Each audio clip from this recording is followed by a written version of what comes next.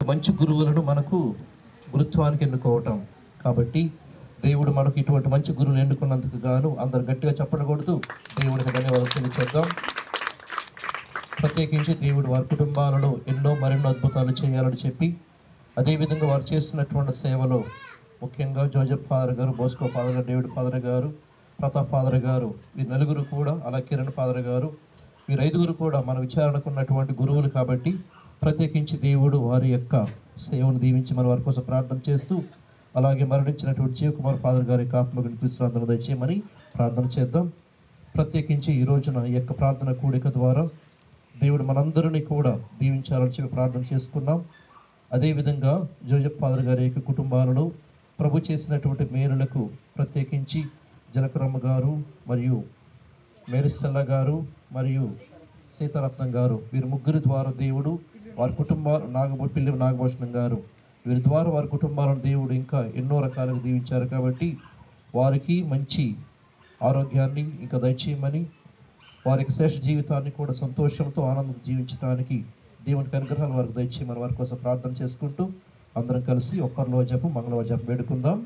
పరలోకమందున మా యొక్క తండ్రి,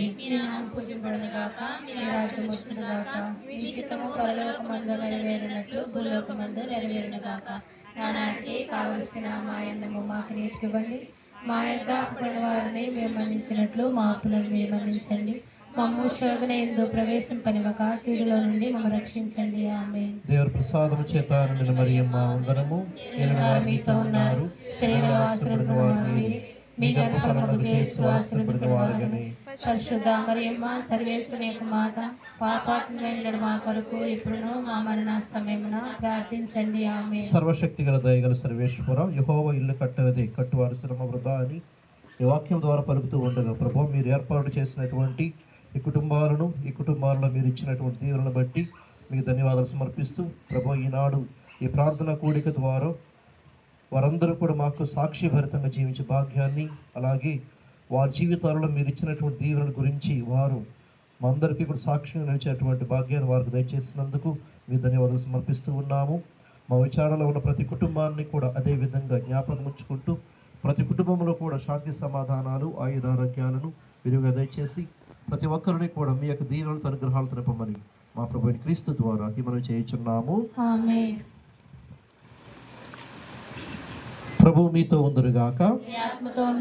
సర్వశక్తి గల దయగల సర్వేశ్వరుడు పిత పుత్ర పవిత్రాత్మ మేమందరూ దీవించి కాపాడుదురుగాక.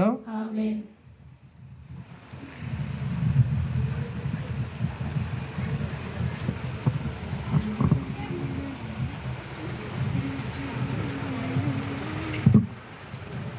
శాశ్వతమా